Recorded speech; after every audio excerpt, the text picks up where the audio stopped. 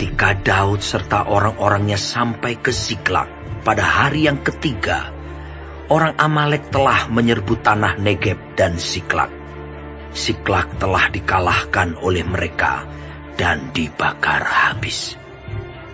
Perempuan-perempuan dan semua orang yang ada di sana, tua dan muda, telah ditawan mereka. Dengan tidak membunuh seorang pun, mereka menggiring sekaliannya, kemudian meneruskan perjalanannya.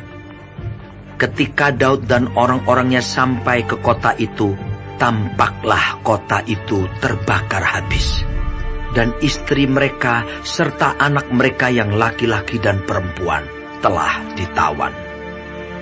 Lalu menangislah Daud dan rakyat yang bersama-sama dengan dia itu dengan nyaring, sampai mereka tidak kuat lagi menangis.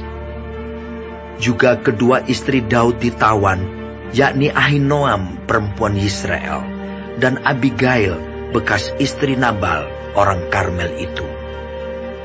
Dan Daud sangat terjepit karena rakyat mengatakan hendak melempari dia dengan batu. Seluruh rakyat itu telah pedih hati, masing-masing karena anaknya laki-laki dan perempuan. Tetapi Daud menguatkan kepercayaannya kepada Tuhan Allahnya. Lalu Daud memberi perintah kepada Imam Abiatar bin Ahimelech, "Bawalah efod itu kepadaku."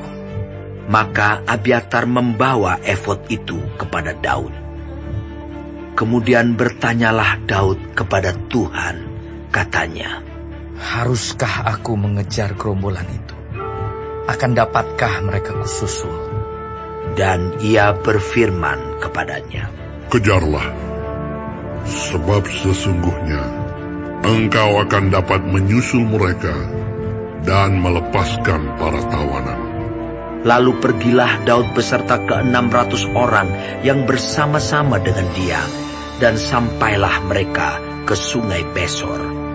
Sementara orang-orang yang mau tinggal di belakang berhenti di sana. Maka Daud melanjutkan pengejaran itu beserta 400 orang. 200 orang yang terlalu lelah untuk menyeberangi sungai Besor itu berhenti di sana. Kemudian mereka menemui seorang Mesir di padang, lalu membawanya kepada Daud. Mereka memberi dia roti, lalu makanlah ia. Kemudian mereka memberi dia minum air, dan memberikan kepadanya sepotong kue ara dan 2 buah kue kismis.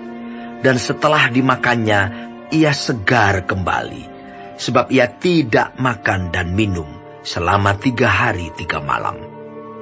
Kemudian bertanyalah Daud kepadanya, "Budak siapakah engkau? Dan dari manakah engkau?" Jawabnya, "Aku ini seorang pemuda Mesir, budak kepunyaan seorang Amalek. Tuanku meninggalkan aku karena 3 hari yang lalu aku jatuh sakit. Kami telah menyerbu tanah Negeb orang Kreti, dan daerah Yehuda, dan tanah Negeb Kaleb, dan Ziklag telah kami bakar habis." Daud bertanya kepadanya, "Dapatkah engkau menunjuk jalan kepadaku ke gerombolan itu?" Katanya, "Bersumpahlah kepadaku demi Allah, bahwa engkau tidak akan membunuh aku, dan tidak akan menyerahkan aku ke dalam tangan tuanku itu. Maka aku akan menunjuk jalan kepadamu ke gerombolan itu." Ia menunjuk jalan kepada Daud ke sana, dan tampaklah orang-orang itu berpencar-pencar di atas seluruh daerah itu, sambil makan, minum, dan mengadakan perayaan karena jarahan yang besar, yang telah dirampas mereka dari tanah orang Filistin dan dari tanah Yehuda. Dan pada keesokan harinya, Daud menghancurkan mereka dari pagi-pagi buta sampai matahari terbenam. Tidak ada seorang pun dari mereka yang lolos, kecuali 400 orang muda yang melarikan diri dengan menunggang unta. Daud melepaskan semua apa yang dirampas oleh orang Amalek itu. Juga kedua istrinya dapat dilepaskan Daud.